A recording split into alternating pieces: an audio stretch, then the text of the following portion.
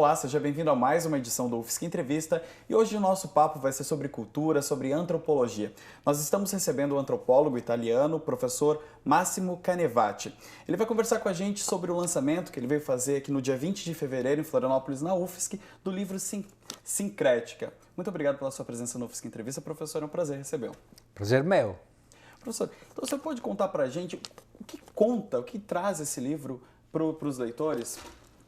Então, este é um livro que nasceu mais ou menos 2 meses atrás, a São Paulo, editora Studio Nobel, e tenta de enfrentar uma coisa que para mim é fundamental.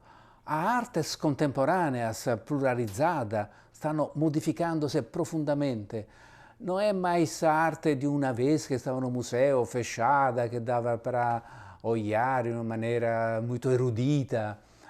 As artes stanno na rua.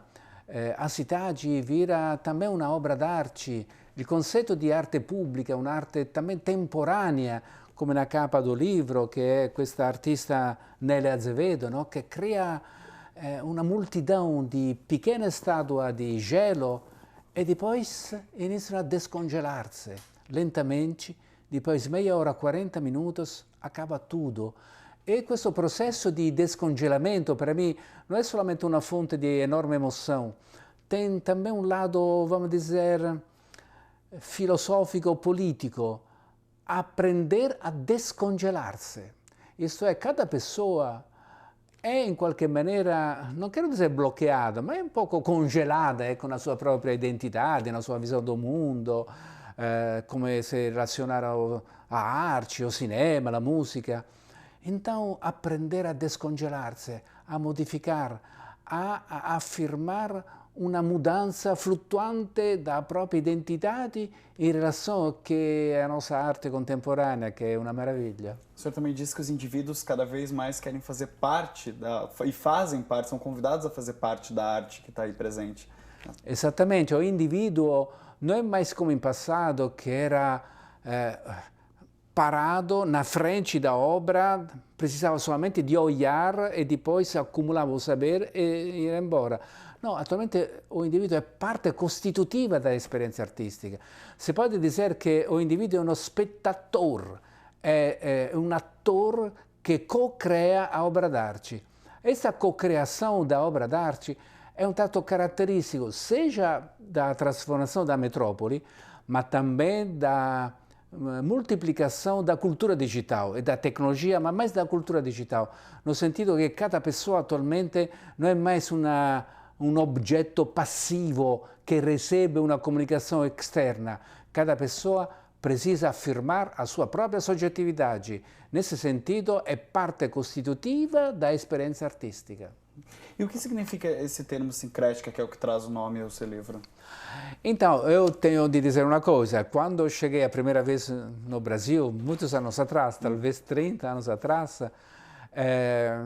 eu tinha um tipo de formação filosófica, antropológica e também política, e aprendi, eu conhecia já o conceito de sincretismo, mas como eu cheguei aqui, aprendi que o conceito de sincretismo no sentido religioso não era mais significativo para entender, por exemplo, uma religião como o candomblé, que não é mais uma religião sincrética, ma è una religione autonoma, tem um sistema di ideologia ritual che è dela.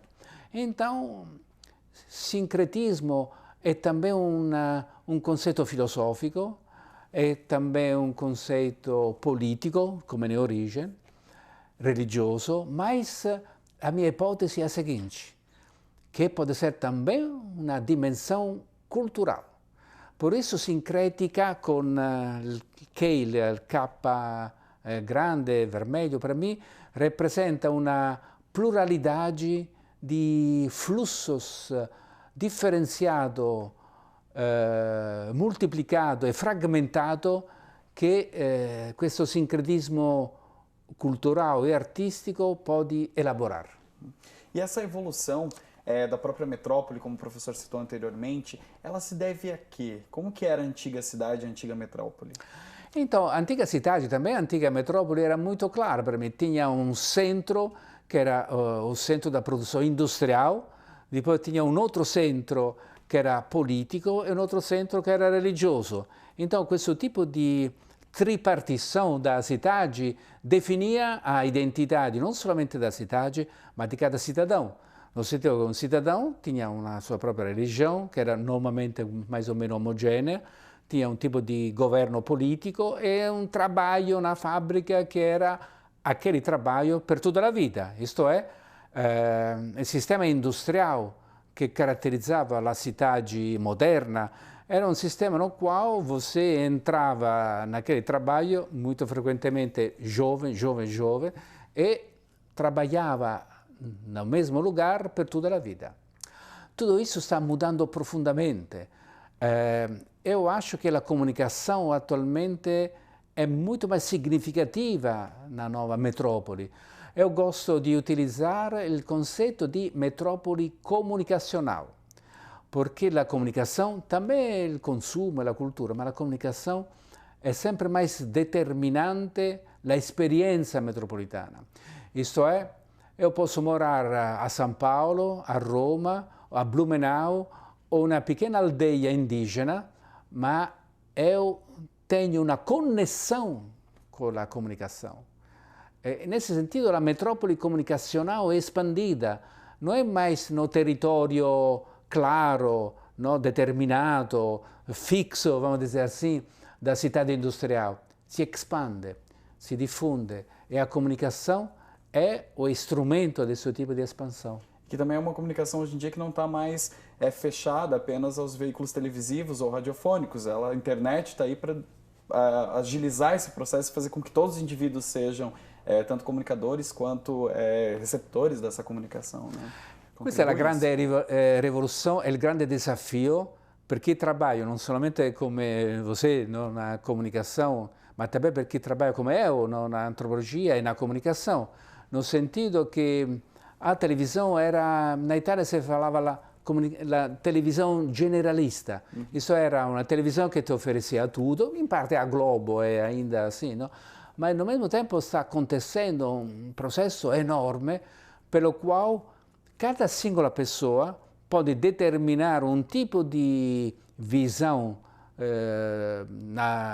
não somente na televisão, mas na televisão generalista, ma col computador, con l'iPad, con tutto lo strumento della tecnologia che è dele o dela. Nesse sentido, in passato, in parte ainda in presente, no Brasil in particolare, dava para comunicare un'esperienza comune, né? Attualmente cada pessoa tem a sua própria experiência. E tenho que dizer uma coisa, a juventude é mais radical que a pessoa de idade média ou um pouco velhinha, vamos dizer assim. Então, um jovem cria a sua própria televisão, cria a sua própria estrutura narrativa, olha e co-cria a sua própria possibilidade. Isto é, eu elaboro una storia o una musica, la coloco su YouTube e va no ar. É vira.